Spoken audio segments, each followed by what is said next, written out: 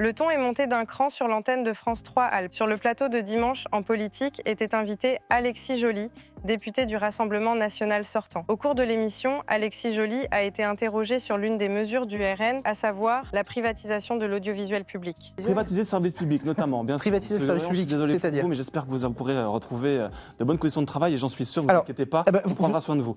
Vous allez me forcer à sortir de ma réserve et après je vous redonnerai la parole. J'ai pas fini. Privatiser le service public, je suis désolé, alors je vais sortir un petit peu du rôle du journaliste, mais j'ai un peu l'impression, là, sans vouloir vous offenser, que vous crachez dans la soupe que vous êtes en train de boire. Sonia Mabrouk apparaît au bord des larmes lors de sa grande interview de 8h10. La raison, le cas Jean-Marc Morandini, maintenu sur l'antenne de la chaîne Info par sa direction malgré la validation par la Cour de cassation de sa condamnation à 2 ans de prison. Je vais vous le dire avec le cœur.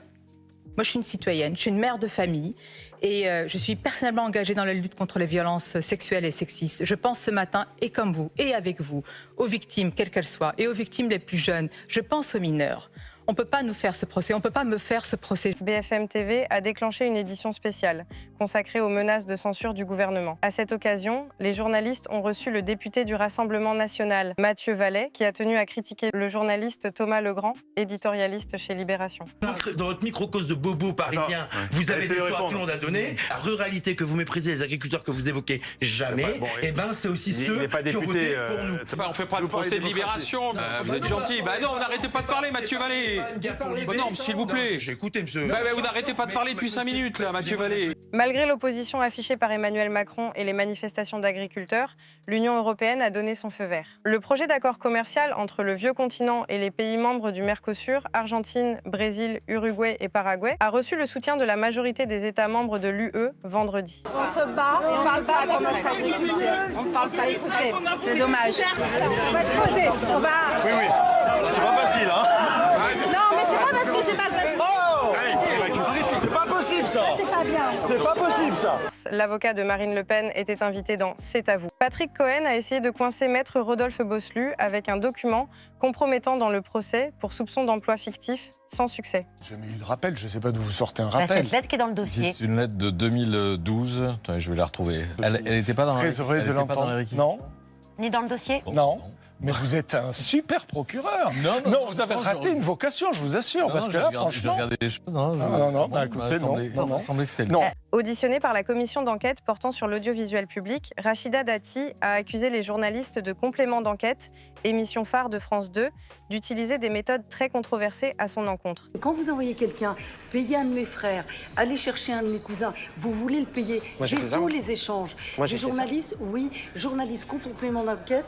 Une accusation particulièrement grave, pour cause, si les affirmations de la ministre déjà formulées, mais répétées ici sous serment se vérifient, elles témoigneraient de pratiques totalement proscrites selon la déontologie journalistique. Mais je le confirme. Et ça s'est reproduit encore récemment. Et ça se passe comment? Je vais vous dire, monsieur Saint-Toul, comment ça se passe. C'est qu'il trouve des contacts.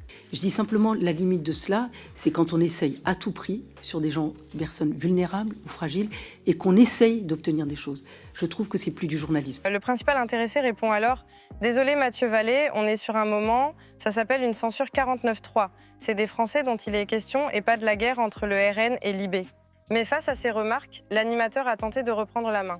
Excusez-moi, Mathieu Vallet, mais ça ressemble plus à rien. Je suis pas votre élève. Mais non, mais c'est mon émission, si vous le permettez. Voilà, dans ce cas-là, si ça convient pas, je m'en vais. Mais non. Dis donc, quand il y a de la contradiction qui vous plaît pas... Mais c'est pas la contradiction, vous parlez de Libé depuis 5 minutes, on s'en fout de Libération, Mathieu Vallet, excusez-moi. C'est un bon journal, mais là, c'est pas le sujet. Mais je m'énerve parce que je voudrais qu'on parle des Français de l'Assemblée nationale. Vous voulez que je vous apporte un Prozac?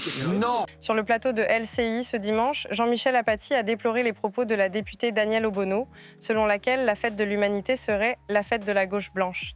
Le journaliste conteste néanmoins l'existence de tout racisme anti-blanc en France. Toujours à côté de la plaque, oui.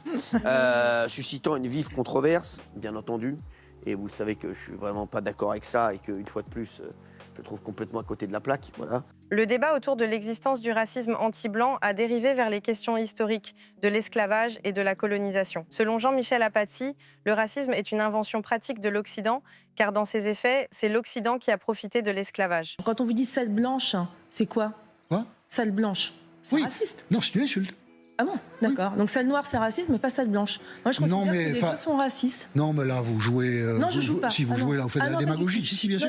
Non, je vous assure. Le racisme, c'est une invention de l'Occident. C'est un Ariel Wild fou de rage qui lâche le micro après sa prise de parole sur le parvis de l'Hôtel de Ville de Paris. Vas-y, Hippo, fais-nous un petit colère. Colère. On est sur ses fesses.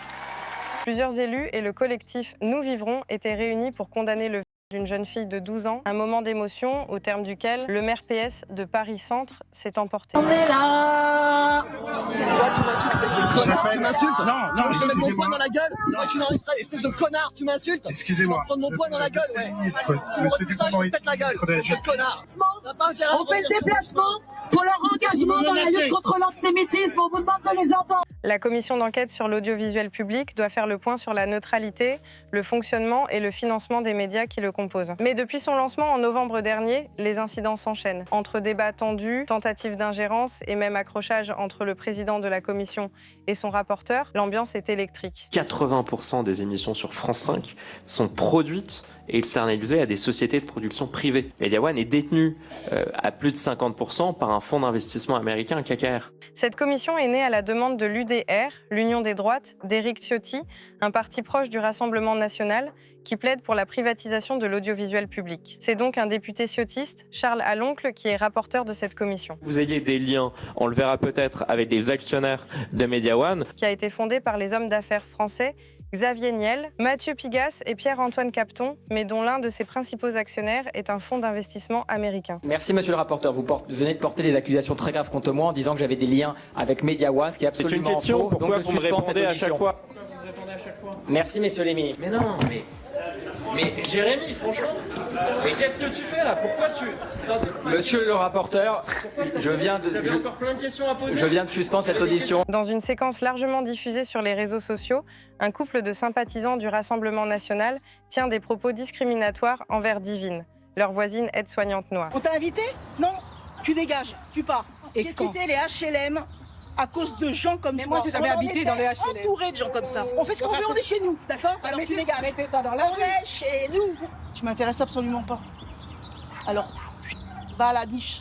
Dans l'heure des pros sur CNews, le présentateur a reçu en longueur le président du Rassemblement national, auprès duquel il s'est étonné de sa participation 3 jours plus tôt à Quelle époque, le talk animé par Léa Salamé sur France 2. Vous avez envie que le système vous aime. Je vous dis attention, parce qu'ils vous aimeront jamais. Non mais attendez, c'est-à-dire que si je fais pas le lancement chez vous, je m'adresse forcément au système. Pas du tout. Ah bon?